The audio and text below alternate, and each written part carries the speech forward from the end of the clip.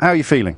Well, I'm feeling pretty puzzled because this whole project of no-deal Brexit by 31st of October was always a fantasy. There was never a majority for it. Parliament had already rejected it. And as that's becoming more and more obvious, they're panicking by doing things like proroguing Parliament or purging MPs, which I think are offensive to our parliamentary democracy.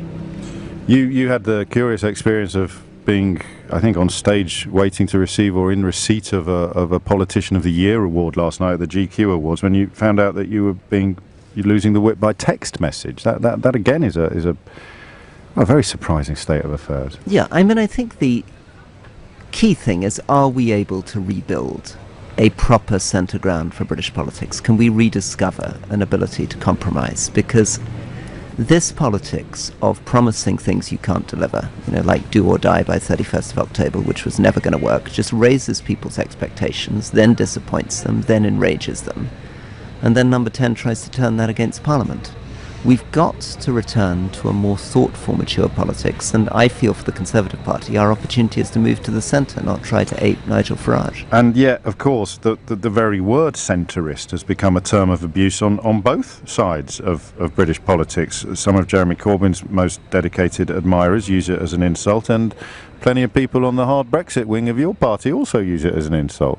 So it's which is very strange, because the centre ground is actually where the energy of British politics should be. That's what can actually combine, the love of social justice from the left, the national pride from the right. All of that could be combined in the centre ground to really drive this country forward, because the centre ground is where reality is.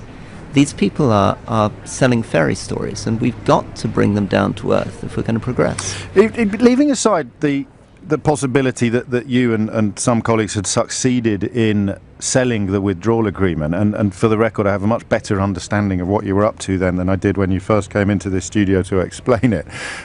Could things, so take that deal as more or less as you believe the only achievable deal, add no deal and no Brexit to the choices, those three choices, could things from June of 2016 have unfolded any differently from ending up with those three choices?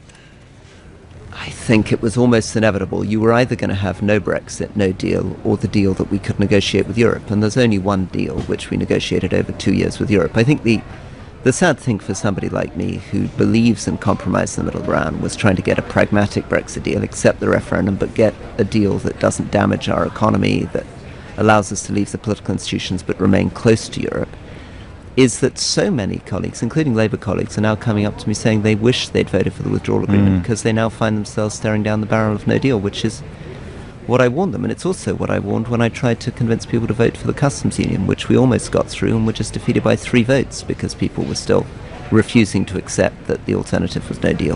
What happens next? Well, I'm going to try to push the withdrawal agreement again. I know it feels terrible, as though you're flogging a dead horse, but this is a particular type of horse. This is a horse which is hundreds of pages worth of legal document agreed over 2 years with the European Union. It's a horse that's actually got legs. And if we can bring people together around it, we may be able to get out of this terrible sort of never-ending purgatory of oscillating between people pushing for no deal and people pushing for full Remain. And if it doesn't work, that oscillation accelerates, and then what happens?